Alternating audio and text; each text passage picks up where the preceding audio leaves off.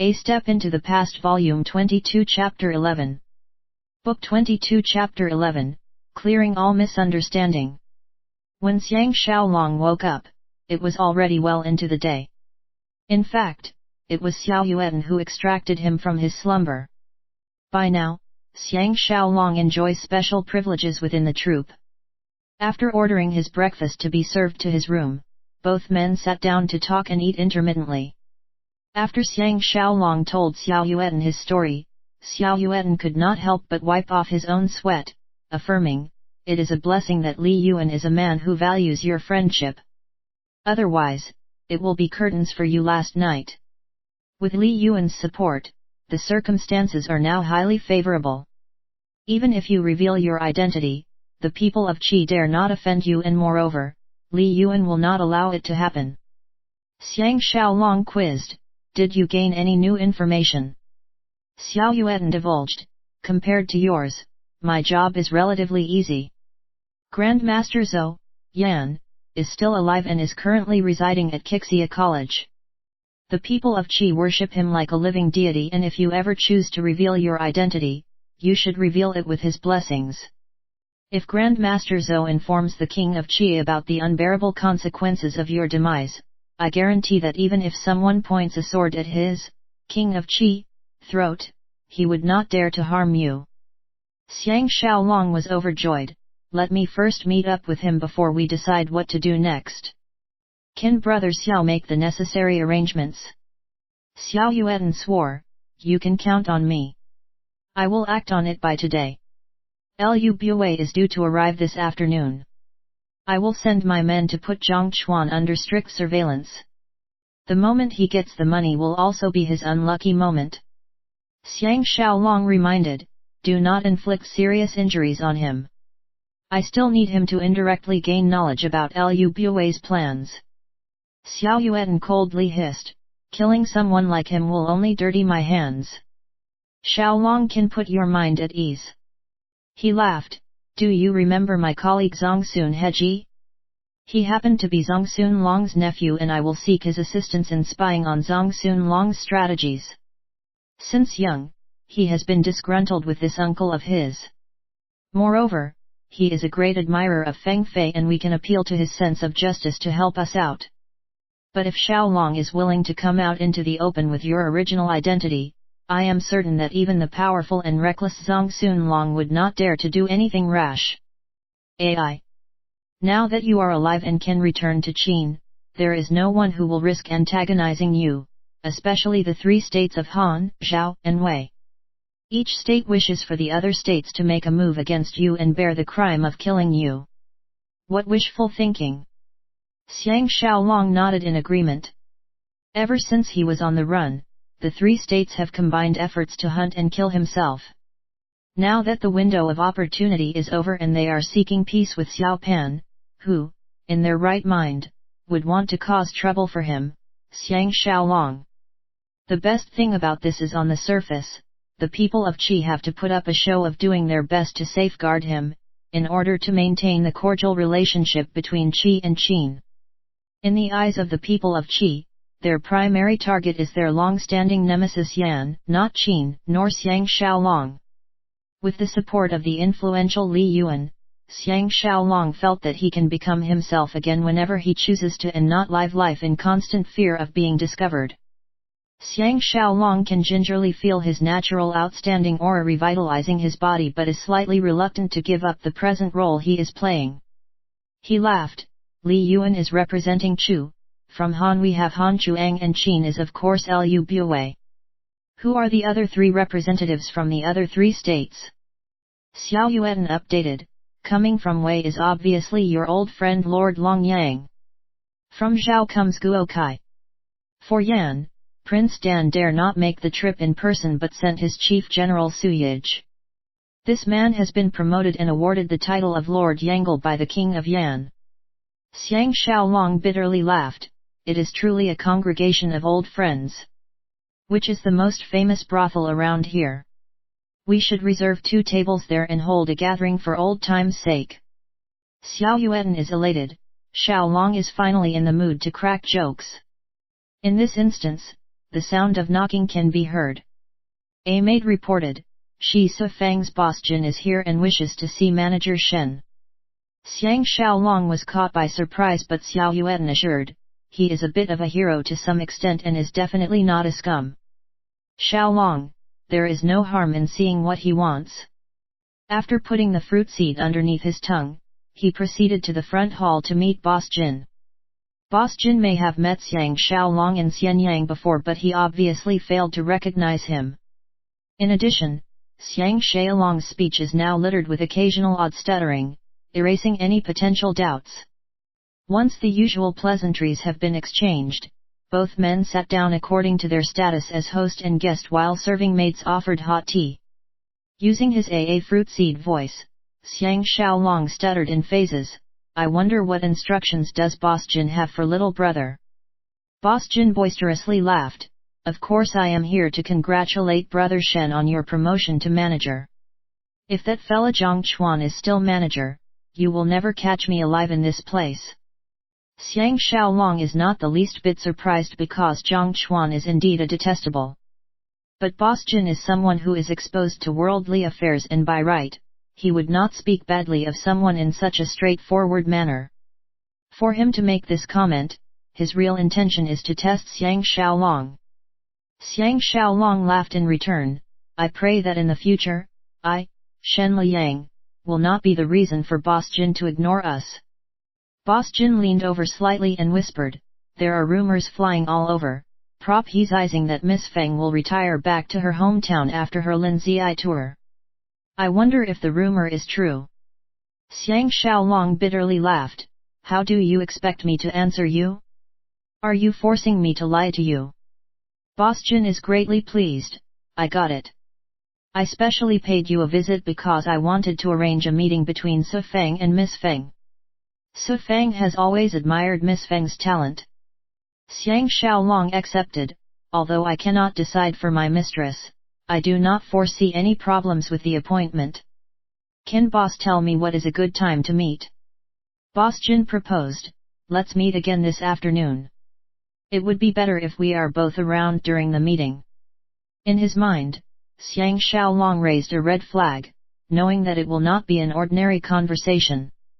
Otherwise, Boss Jin need not be around. Although Boss Jin shares the same status as him, which is the post of a troop general manager, in reality, their standing is worlds apart. After all, he is the owner of the troop. Although Shi Sufang enjoys more prestige than him, she is legally just the leading female actress under his banner. On the other hand, he, Xiang Xiaolong, is just a highly ranked runner. Boss Jin is only being polite when he asks for Xiang Xiaolong to be present as well. Xiang Xiaolong acknowledged, I got your point. However, can boss reveal some traces of the discussion topic? It will be easier for me talk to my mistress. Boss Jin nodded, I will have to trouble you to tell Miss Feng that somebody is plotting to win the song and dance competition at all costs. Recalling the soft-boned beauty Lan Gong Yuan, Xiang Xiaolong immediately understood his point, I got it. I will inform mistress right away. Boss Jin cheerfully bade farewell and took his leave. Xiang Xiaolong wanted to look for Xiao Yuan first, but he has already left his room. Zhang Chuan intercepted him once again and began badgering him with questions, but Xiang Xiaolong dismissed him with vague answers before excusing himself and headed to Feng Fei's building. Feng Fei and her fellow performers are busy rehearsing in the inner hall, and Dong Shuzhen, Zhu Ziuchen appeared to be slightly haggard. Xiang Xiaolong believed that after leaving his room, Dong Shuzhen probably went to look for Zhu Ziuchen to discuss the latest developments. It is likely that they even engaged in lesbian 5ex, explaining their present lethargy. Noticing his arrival, little Pinger intentionally hid at a corner, refusing to face him. Alternatively, Xinyu is batting her eyes at him seductively, as if she is hinting him to make love to her. The attitude of the other courtesans has improved significantly, signifying the newfound respect he has gained after last night's episode. Feng Fei happened to be giving instructions to Yun Niang and her musicians. Noting Xiang Xiaolong's presence, she gracefully sashayed to his side, questioning in a low voice, what does Boss Jin wants with you?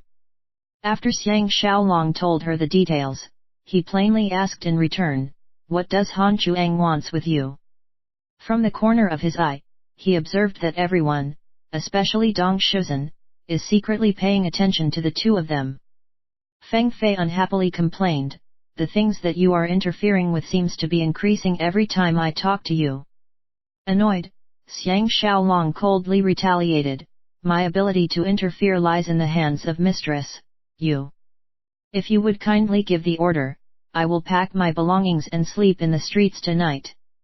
Giving him an icy stare, Feng Fei scorned, with the likes of Xie Ziwan and Li Yuan looking after your well-being, does Master Shen need to resort to sleeping in the streets?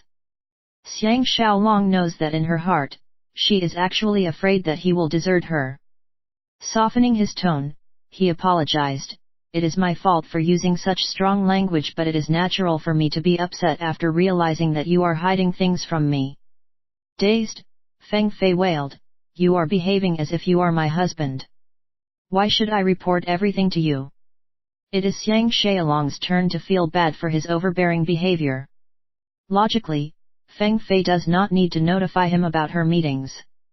The problem lies with the fact that this meeting with Han Chuang has implications on the future of Dong Shuzhen and the courtesans, attracting his attention.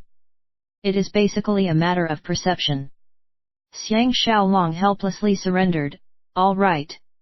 In the future, I will not poke my nose into your businesses. After a short spell of silence, Feng Fei lamented, why are the two of us quarreling the first thing in the morning? Xiang Xiaolong replied without thinking, it is because we care a lot about each other. Just as Xiang Xiaolong can feel his head numbing, Feng Fei gladly commanded, invite the Lord in at once. Observing Feng Fei's outlook, Xiang Xiaolong is certain that she is on intimate terms with Lord Longyang. Lord Longyang is probably the only AA man Feng Fei need not worry about that is lusting after herself. There is no way Xiang Xiaolong can hide as Lord Longyang stepped into the inner hall under a heavy escort of family warriors. Everybody including Feng Fei, her courtesans, musicians, and serving maids half kneel, half bow to welcome this influential person from Wei. Only Xiang Xiaolong is unwilling to kneel or bow down. When Lord Longyang first laid his eyes on him, he trembled violently and was stunned on the spot, unable to believe his very own eyes. Feng Fei and the rest of the crowd were flabbergasted. Letting out a long laugh, Xiang Xiaolong put his fists together and greeted, how are you doing, my lord? I can still remember the times when I, Shen Liang, was serving Prince Wuji as a family warrior, and I have had the honor of drinking and chatting with your lordship until the wee hours. Time really flies, evoking countless emotions. Those who are meant to depart have departed. Those who are meant to die are dead. Shen Liang has nearly forgotten about the past, when you betrayed me. With a flash of embarrassment across his face, Lord Longyang respectfully returned his greetings, even though Brother Shen is willing to let go of the past. Lordship, I will never forget what happened. Regarding Prince Wuji's demise, Lordship, I is forced by circumstances to act. After the deed is done, I even contemplated suicide. I do not know what to say next. Making use of Prince Xinling, Wei Wuji's episode, both men have resolved this mental burden, with one party expressing forgiveness and the other party admitting to the mistake and begging for pardon. Except for Lord Longyang's expert swordsman cum bodyguard Jiaoxi, who is familiar with Xiang Xiaolong, everyone else is in a state of confusion, not knowing if they had inferred their conversation correctly or incorrectly. Feng Fei and her troop members are still greatly astonished, finally realizing that Shen Liang is such a reputable and prominent person. On the other hand, Lord Longyang's subordinates are still feeling perplexed, unable to comprehend Lord Longyang's contradiction. When their master got rid of Prince Xinling, he even threw a banquet to celebrate the event, but right now, he is expressing deep regrets over the same incident. It is amazing how things eventually work out. Feng Fei straightened her body and merrily smiled, your lordship and my manager Mr. Shen are old friends. How wonderful! Xiang Xiaolong did a quick scan of the crowd. From Feng Fei to little Pinger, everyone is wearing a funny expression on his or her face. He instantaneously felt awkward and wronged, conscious that everyone is suspecting that Lord Longyang shares a gay relationship with him. The crucial point is that he has never proven to any of the ladies that he is a normal man, but has proven himself on several occasions to be a abnormal, leading to such an ambiguous scenario. The most conspicuous look of astonishment is exhibited on the face of little Pinger, as if she had suddenly found the answer to her problems, causing Xiang Xiaolong further embarrassment. He could never imagine himself being caught in a situation such as this. His demeanor significantly relaxed. Lord Longyang came forward and announced to the courtesans, "Dear ladies, do not allow lordship's, my, presence to affect your rehearsal. Please treat me like an ordinary spectator." Dong Shuzhen viciously shot Xiang Xiaolong a glare before resuming the dance practice with the other courtesans. Coming to Xiang Xiaolong's front, Lord Longyang firstly reached out his hand to grip Xiang Xiaolong's hand tightly before releasing his grasp and faced Feng Fei, assuring, "With Brother Shen assisting Miss Feng, all your problems will certainly be solved." Xiang Xiaolong was shaken, finally realizing that Lord Longyang is Feng Fei's actual protector. Han Chuang is just another pawn of hers. If he were in Feng Fei's shoes, he too would rather place his trust in Lord Longyang than the lustful Han Chuang. Moreover, if Feng Fei wishes to travel to Xianyang to rendezvous with her mystery lover, it would be ideal to seek protection from influential people from Wei and Han. Besides, Lord Longyang has the authority to keep an eye on Han Chuang. Feng Fei shivered slightly, gazing at Xiang Xiaolong first, followed by Lord Longyang, behaving as if she did not understand the meaning of Lord Longyang's words. She whispered, "Has your lordship seen Duke Han?" Xiang Xiaolong recognizes that she is implicitly asking Lord Longyang if he has been updated about the latest developments, Lu Bui's involvement. As anticipated, Lord Longyang guaranteed, "Of course I have, and I am aware of Mrs. concerns. With this bright strategist Brother Shen guiding you, Lu Bui will surely be biting off more than he can chew." Feng Fei's initial state of puzzlement turned into a state of shock and virtually fell into a daze. Lord Longyang realizes that he was overly excited after receiving Xiang Xiaolong's pardon, and as a result, his words are too honest for Feng Fei to stomach. He explained, "As an ex-opponent, I have nothing but respect for Brother Shen's talent and wisdom." Jiaoxi, who had accompanied Lord Longyang to step forward, grabbed Xiang Xiaolong's shoulder in a brotherly manner, highlighting his admiration of Xiang Xiaolong's capabilities and heroic deeds. After experiencing numerous trials and tribulations, Xiang Xiaolong can feel his old emotions surging. Once again, he visualizes the scene when the Eagle King sacrificed itself for its owner. Noticing the extreme anguish glowing from his piercing eyes, Feng Fei thought that he is grieving for his ex-owner, and her own heart is filled with an indescribable feeling. Taking a look at the rehearsing courtesans, Lord Longyang asked of Feng Fei, "Lordship, I wish to speak with Brother Shen privately before I come back to you." Feng Fei could not reject his request and acquiesced. Moving to a side room and dismissing all their men, his eyes welled up with hot tears as Lord Longyang pitifully cried, "I am worse than a beast. Xiaolong treated me so well, and yet I..." Xiang Xiaolong did his best to comfort him, and after Lord Longyang recomposed himself slightly, he faced Xiang Xiaolong with a pair of red and swollen eyes, recounting, "I told Han Chuang about this matter and he gave me a piece of his mind. He scolded me, saying that on the battlefield, there is no right or wrong, but how can I not help you when you are obviously in trouble?" Xiang Xiaolong was mystified. "Why did you tell Han Chuang this secret? You believe he can be trusted?" Lord Longyang was guilt-ridden. "Keeping the secret to myself is unbearable. I would rather someone scold and blame me as a way of atoning for my sin. For me, besides Xiaolong, he is the only person I can confide in. He cannot do without me just yet, as I am assisting him with several matters." Never in his dreams would he imagine Han Chuang to be such a loyal friend, but he dared not voice it out, fearing that it would hurt Lord Longyang's feelings. He requested, in this case, can you kindly inform him about my present status, because I will need to ask him to show mercy in releasing Dong Shuzhen and the other girls from his control. Lord Longyang seems to know about the agreement between Feng Fei and Han Chuang. He nodded in agreement. Besides guarding yourself against Tian Dan and Lu Buwei, you must not neglect Guo Kai.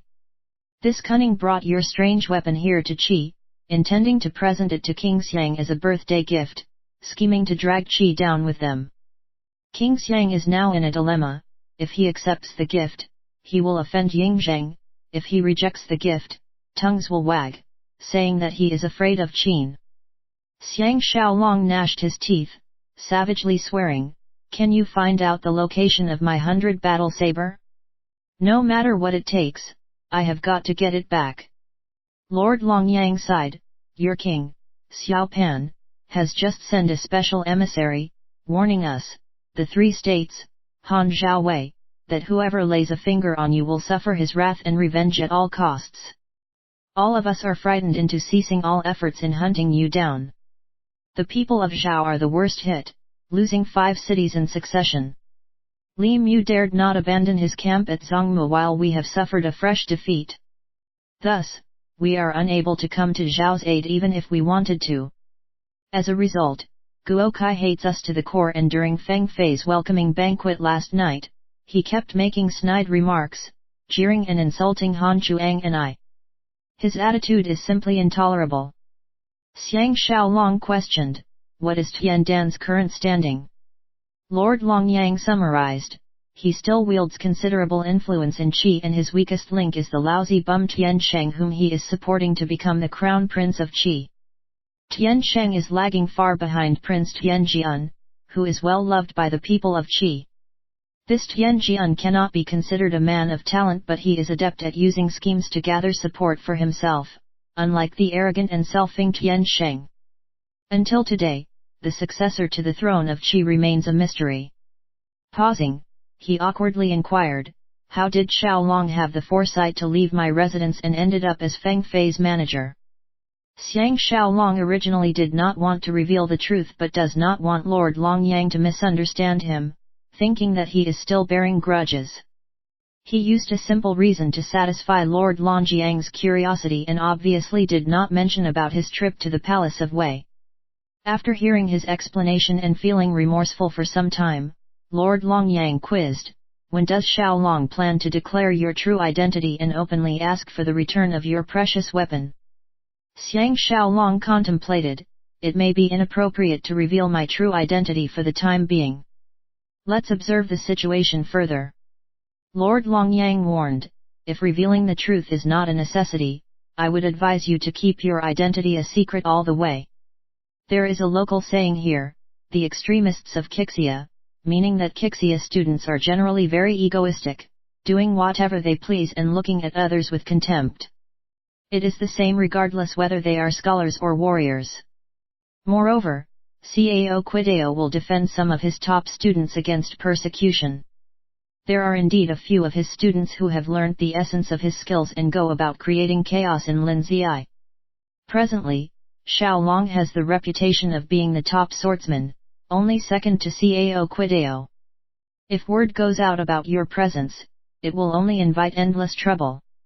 The king of Qi cannot intervene in private duels, and if you happen to be killed in a fair fight, even Yingzheng do not have the right to hold Qi to it." Xiang Xiaolong is definitely not interested in using his fighting abilities to gain fame for himself. He nodded, "Your lordship is right. Tian Dan, Lu Buwei, and even Guo Kai will use this opportunity to incite more chaos. If I get involved with Cao Quidao, I will be just like Lu Buwei, biting off more than I can chew. That will be disastrous." With AAAPUCI sound, Lord Longyang could not help but break out into a girly giggle. He contentedly voiced, "I can finally sleep well tonight. Ever since that fateful night, my heart is so painful it seemed to have broken into pieces." Xiang Xiaolong saw that he has indeed lost a fair bit of weight over the incident. Showing concern, he vouched, "From the beginning until the end, I have never forgotten about you, my friend."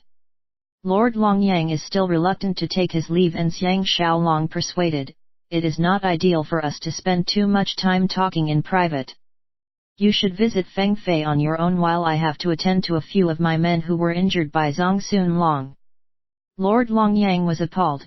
Zhang Xunlong already made a move. Xiang Xiaolong went to the extent of repeating the entire story to him. An embarrassed Lord Longyang lamented, "Even Li Yuan is a better friend than me. I am not fit to be human." After Xiang Xiaolong coaxed him with many kind words, did Lord Longyang finally left in an unwilling manner.